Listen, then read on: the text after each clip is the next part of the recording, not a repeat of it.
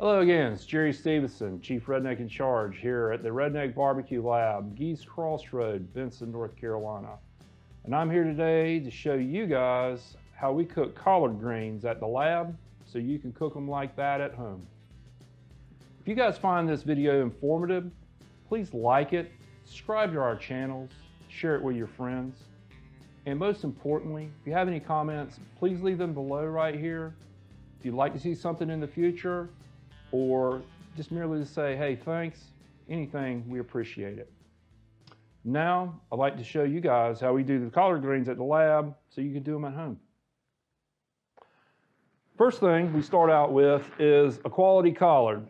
Most of you guys are behind the curve because these collards right here come from Johnson County, North Carolina. I always believe in this right soil to grow crops. In North Carolina, we're blessed here. Our farmers have great soil here and produce great products, and well, we're spoiled. So this is one of the things we have. So when we prep our collards at the lab, most of the collards that you get are merely just whole boiled collards. And I'll be honest with you, I didn't really eat collards till about 4 years ago. And one of the reasons why I found out was this part, the stem. This stem has a lot of astringency in it. It makes the collards bitter. It's tough. I didn't like the texture. So I started doing something a long time ago. I started stripping my collards. So merely getting rid of this stem. So at the lab, we strip all of our collards. Basically, we take our hands and pinch, just go right down the stem. Some of them are easier than others. People will let you know at the lab that this is one of the most time-demanding jobs that we do, but I believe in the end, anything doing well is worth doing, and anything that you do easy doesn't turn out great. So average day at the lab, we strip about 200 pounds of these.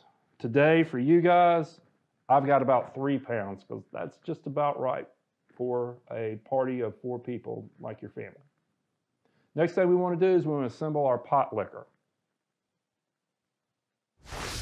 Hey folks, welcome back. We're going to start assembling the pot liquor to boil our collards in. Much like you're assembling a base for making a pot of Italian gravy or red sauce for pasta, it's the same thing we do for our collard greens here at the lab. First thing that we start out with here at the lab is beef fat. It's one of the things you don't often hear of, but we're kind of blessed with here at the lab.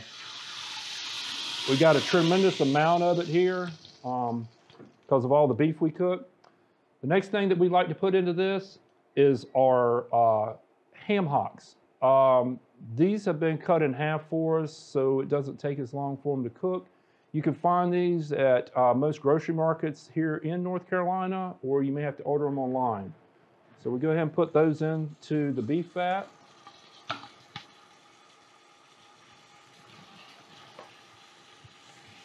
Trying to get it a little stir.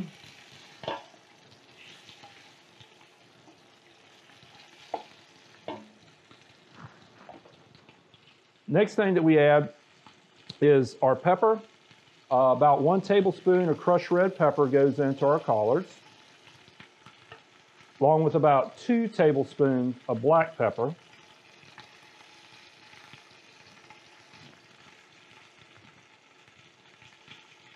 Tablespoon of granulated garlic.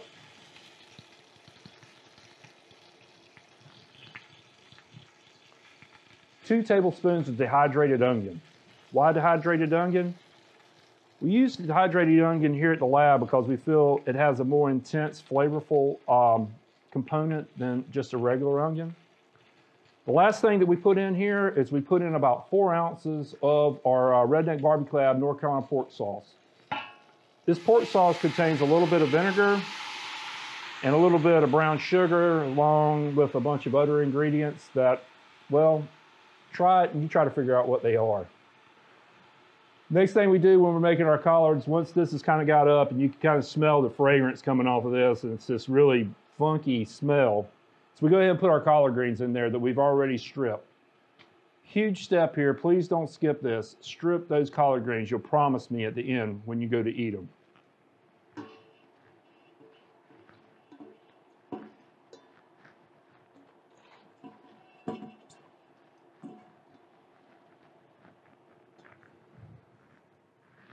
Last thing you want about a gallon of water. You just want to cover these collard greens to get them to start simmering.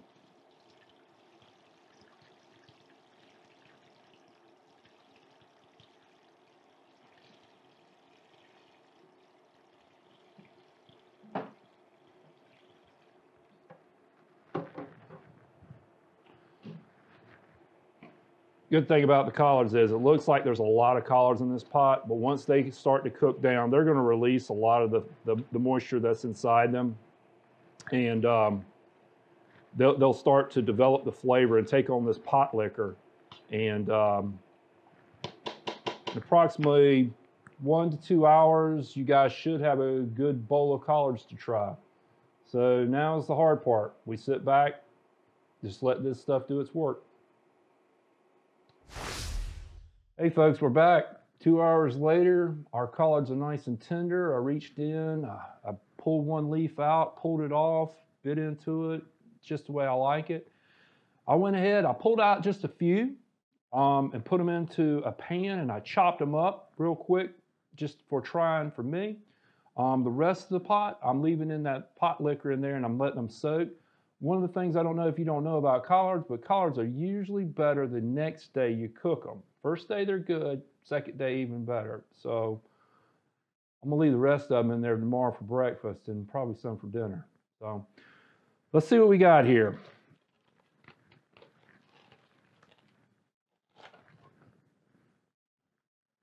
One of the things that you guys are at a disadvantage of is you can't smell this. One of the things I smell, the first thing out that I smell is the beef fat and that country ham hock is the first things. And then I smell the collard green that's in there.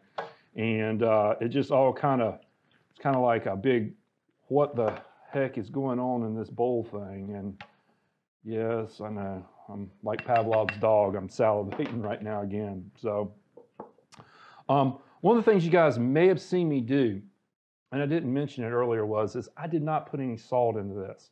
The reason is we use that ham hock, and those ham hocks, they are salt cured product, and it's hard to tell how much salt's in them until we taste it. So I always recommend waiting to the very end to salt the collards.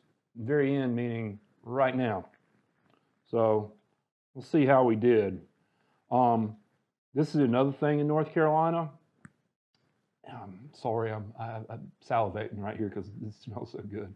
But a lot of folks like to chop them up really fine, and that's their preference. My mother's like that. She tells me that's the perfect way to serve the collards. But me, I like it bite-sized. So a lot of times I leave them kind of big. So let's see how we did.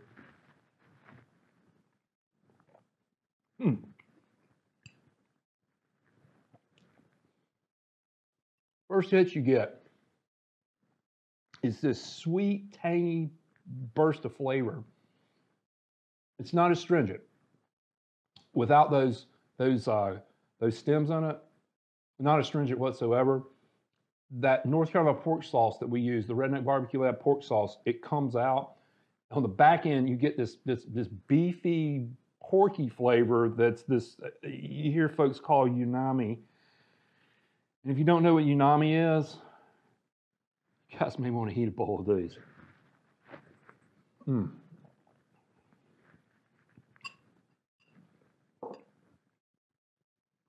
I so apologize for that. I was only going to take one bite, but they're so good, I had to take two.